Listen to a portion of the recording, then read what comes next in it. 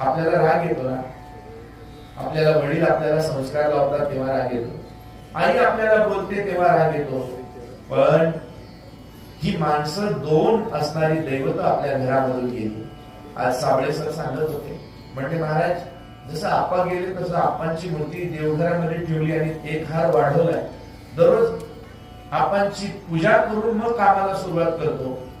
खरंच काही लोक म्हणतात घरामध्ये मृत लोकांची फोटो ठेवावे का न ठेवावे, तुम्हाला काय वाटतंय? मी म्हटलं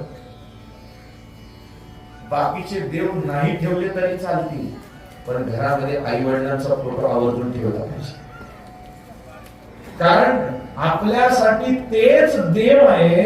आणि तुकोबारा म्हणाले माय बाप म्हणजे दुसरं कुठलं नाही, प्रत्यक्ष तुका म्हणे माय बापे तीच देवाचीच रूपे, दुसरं नाही.